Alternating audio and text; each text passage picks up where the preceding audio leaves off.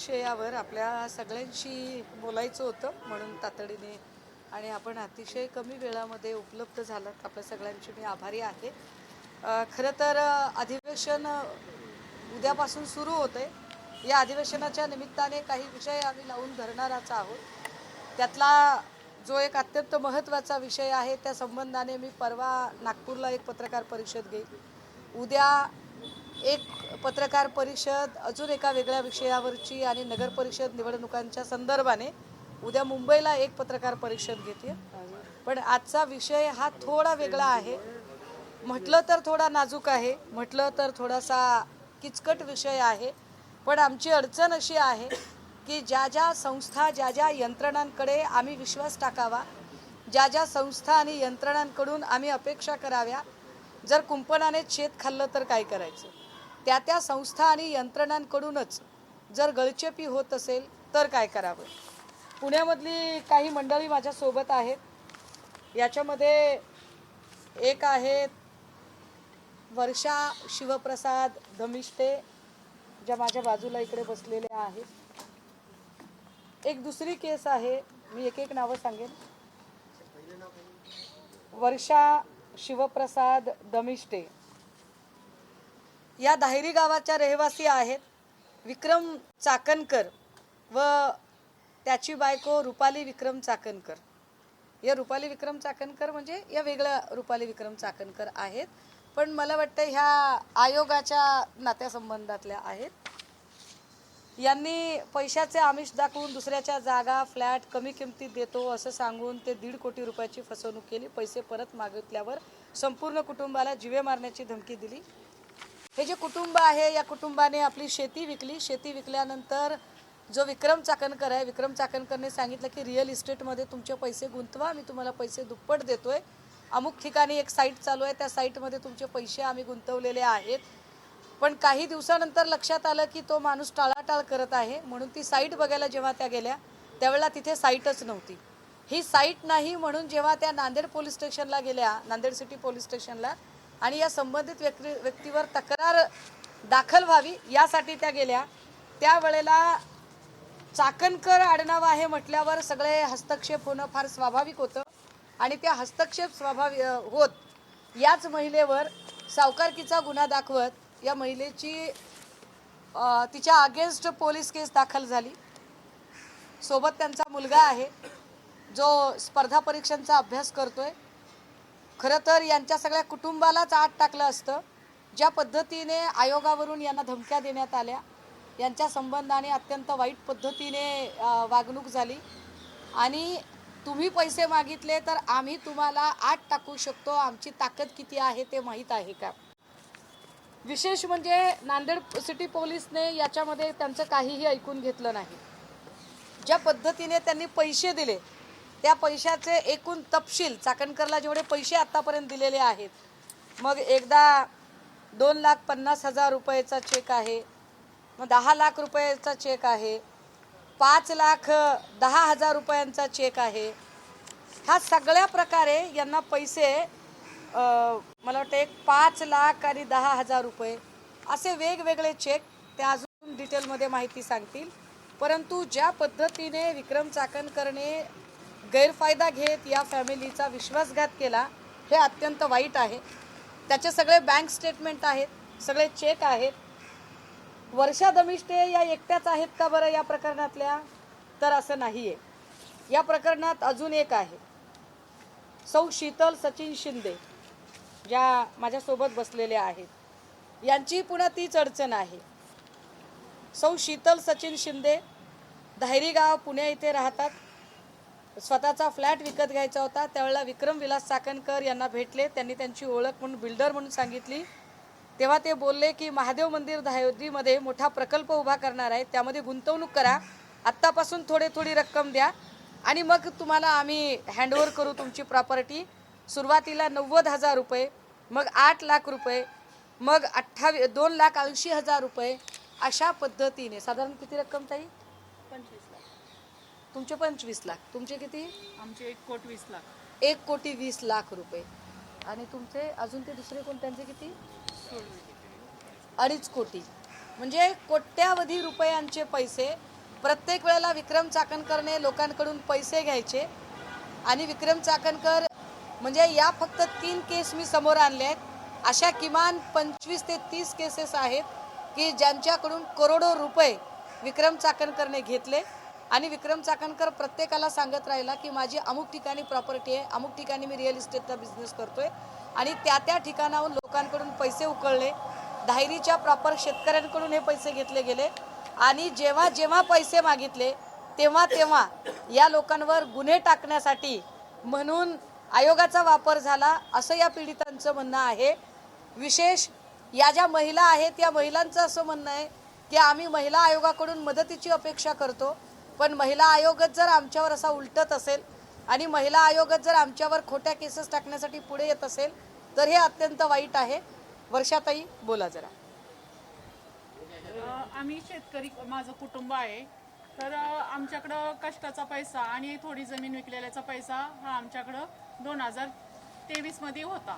हे विक्रम चाकणकराला समजलं, त्यामुळं तो आमच्या घरी वारंवार येऊ लागला की तुमच्या मुलांना आम्ही बिल्डर लाईनमध्ये घेऊ, तुमचे पैशाचे आम्हाला ते द्या म्हणून. तर आम्ही त्यांना म्हटलो की आम्ही आम्हाला द्यायचा नाही हा पैसा तुम्हाला, आमच्या मुलांचा पैसा आम्ही FD करून ठेवलेला आहे. तर त्यावेळेस तिची बायको, विक्रमची बायको रुपाली विक्रम चाकणकर ही मला पदी ताई ताई करून, ताई तुमचा पैसा योग्य ठिकाणी गुंतवू, आपण तुमच्या मुलांना आपण साईटमध्ये नाही पैसे तुम्ही गुंतवले, पुढे काय झालं? ते पैसे आम्ही त्यांच्या सांगण्यावरून गुंतवले, ते त्यांना दिले. आम्ही प्रत्येक वेळेस त्यांना मग RTGSच्या FD वरती लोन काढून RTGSच्या पद्धतीने आम्ही त्यांना पैसे देत गेलो. 75 लाख त्यांना आम्ही त्यांच्या साथीदारांना आणि त्यांना RTGSनी केले आणि 35 लाख ते असे प्रत्येक वेळेस बांधकामासाठी पैसे पाहिजे म्हणून आमच्याकडे ते घरी येऊन मागत असे. मग आम्ही ते दिले. त्याच्यानंतर आम्ही म्हणायला लागलो की तुम्हाला आम्ही FD वरती लोन उचलून दिलेले पैसे आहेत, मग आम्हालाही त्याचा पैसे भरायला लागणार आहेत, तर ते आमचे पैसे आम्हाला घेतलेले देऊन टाका. त्यावेळेस देतो असं करून त्यांनी वर्ष लावलं. त्याच्यानंतर मग पुन्हा म्हणायला लागले की आता पैसे तुम्ही विसरा. थोडक्यात सांगा आता काय झाले, पोलीस स्टेशन मध्ये काय झालं? पोलीस स्टेशनला मग त्यांनी आमच्या विरोधातच केस दाखल केलेली आहे की सावकारकी केस आमच्यावरती गुन्हा दाखल केला आहे. कुणाच्या सांगण्यावरून काय झालं? रुपाली चाकणकर त्यांच्या नाही का, त्यांना पद असल्यामुळं, रुपाली निलेश चाकणकर यांना त्यांच्या घरातल्याच व्यक्तींचं पद असल्यामुळं पोलिसांनी चाकणकर हा शब्द जरी ऐकला तरी त्यांनी कंप्लेंट आमची घेतली नाही, उलट माझ्यावरतीच गुन्हा दाखल करून खोट्या केसेसमध्ये मला अडकवलं. ताई बोला. थोडंसं पुढे या एक सेकंड. हां या पुढे, थोड्या पुढे या, माईक ठीक आहे. घ्या बोला.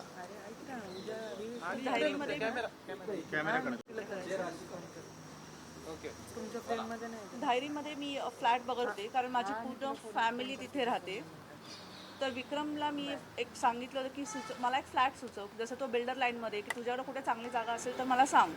तर तो मला बोलला की तुला मी कमी किमतीत आणि एक चांगल्या एरियामध्ये छान फ्लॅट घेऊन देतो.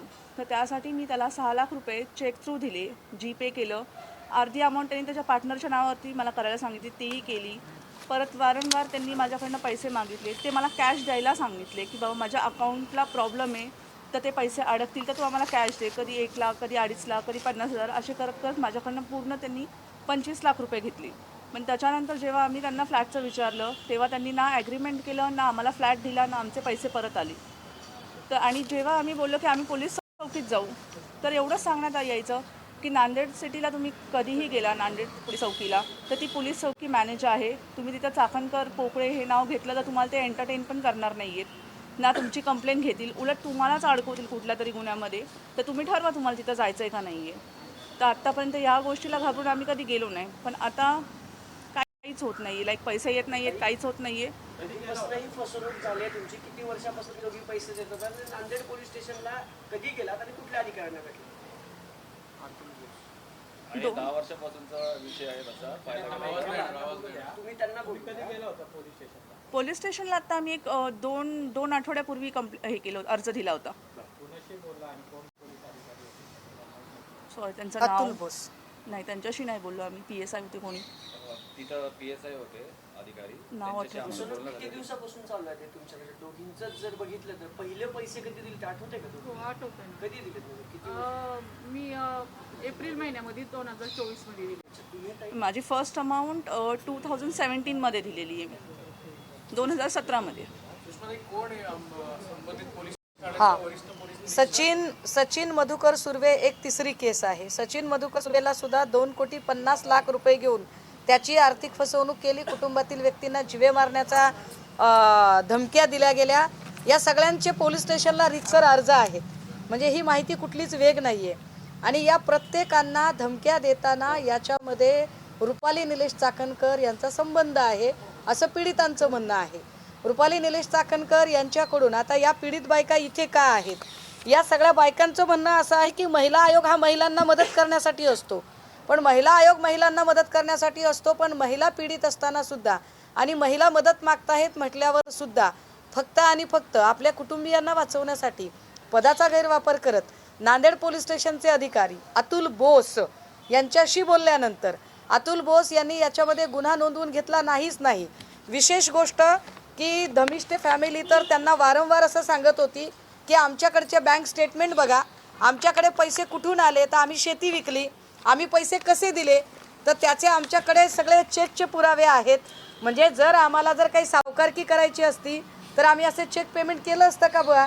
पण असं असून सुद्धा सावकारकीचा खोटा गुन्हा, म्हणजे आपण फक्त फलटणचा विचार करतो किंवा परळीचा विचार करतो, पण राष्ट्रवादी काँग्रेस किंवा एकूण भाजपाचा जर विचार केला तर कशा पद्धतीने पुरुष नेते तर पुरुष नेते, पण महिला नेत्या सुद्धा कशा पद्धतीने पदांचा गैरवापर करतात आणि ही फसवणूक करतात, हे अत्यंत वाईट आहे. या संबंधाने नांदेड पोलीस स्टेशनमध्ये तर आम्ही भेटलो, मात्र आम्ही विभागीय पोलीस आयुक्तांनाही या संदर्भात भेटलो, त्यांच्यापर्यंत ही सगळी माहिती पोहोचवली. उद्या विभागीय पोलीस आयुक्तांनी पुन्हा एकदा याच्यामध्ये जबाब नोंदवून घेण्याच्या हिशोबाने बोलावलं. पण या सगळ्या प्रकरणामध्ये नांदेड सिटी पोलीस स्टेशन म्हणजे आत्ता तुमच्यासमोर ही 3 माणसं दिसत आहेत, पण आम्ही असं म्हणतोय किती लाख लोक असतील दादा साधारणतः याच्यामध्ये? जवळजवळ 11 ते 12 लोक आहेत. 11 ते 12 लोक म्हणजे जवळपास हा एक 70 ते 80 कोटी रुपये ज्या पद्धतीने विक्रम चाकणकरने आत्तापर्यंत लोकांकडून घेतले. आणि आपण चाकणकर आहोत आणि आपलं कुणी काहीच वाकडं करू शकत नाही असं म्हणत प्रत्येक वेळेला पोलिसांना हाताशी धरून ज्या केसेस मॅनेज केल्या त्या सगळ्यांना ही वाचा फुटावी यासाठी म्हणून. आणि या प्रकरणामध्ये सन्माननीय राज्याचे उपमुख्यमंत्री अजितदादा यांची नेमकी काय भूमिका आहे, कारण दरवेळेला अजितदादांच्याच नेत्यांच्या संबंधाने हे सगळे प्रश्न का उपस्थित होतात.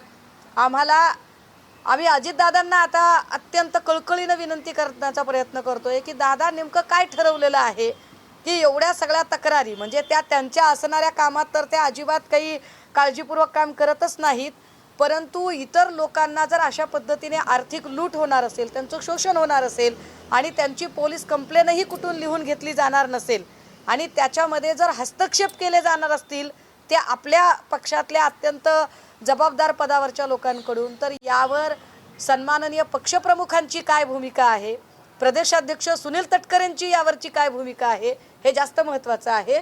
ताई, तुम्हाला काही अजितदादांना किंवा तटकरे साहेबांना काही बोलायचं आहे का?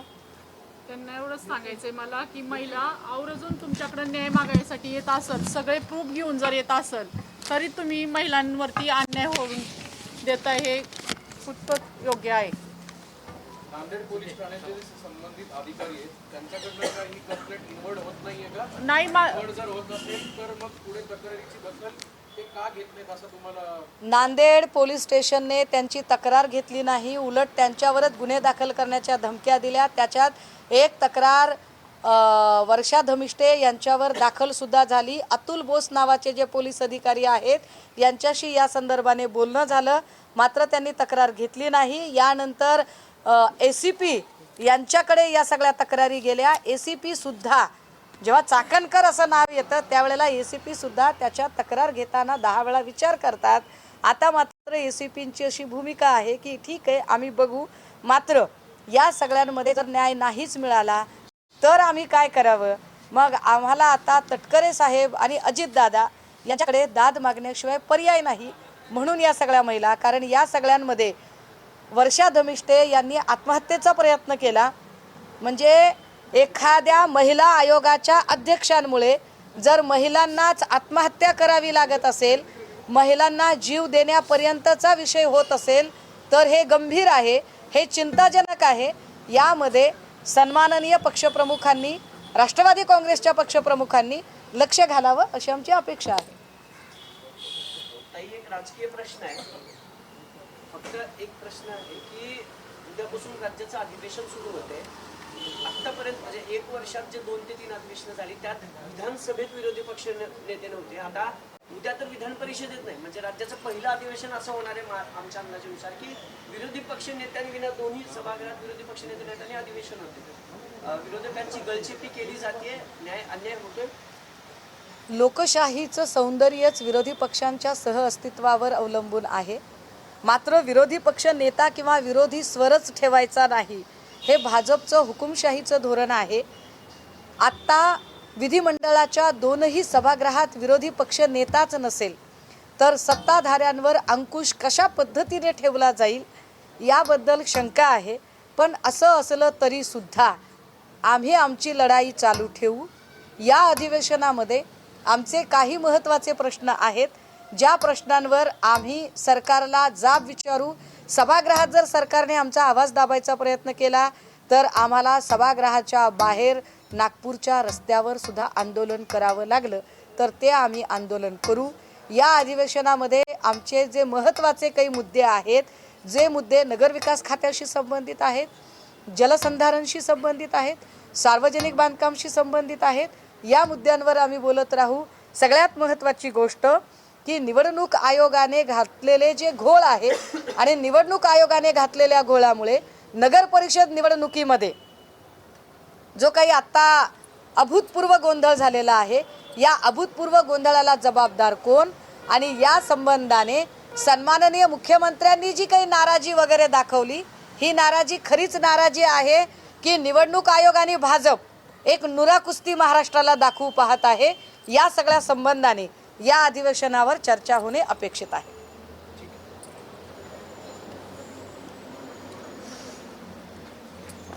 ओके.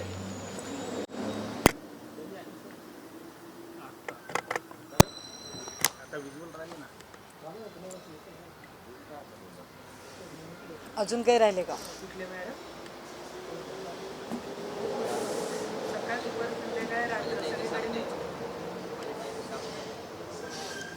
अहो, ज्या अर्थी इथे पत्रकार परिषद घेतली याच्यावरून तुम्ही समजून जा ना, वेगळं काय बोलायची गरज आहे. होईल तुमच्या ज्या काही मनातल्या ज्या काही सुप्त आकांक्षा आहेत त्याच्या संबंधाने काहीतरी होईलच ना. या अधिवेशन कालावधीमध्ये काहीतरी चांगल्या घोषणा होतील नक्कीच.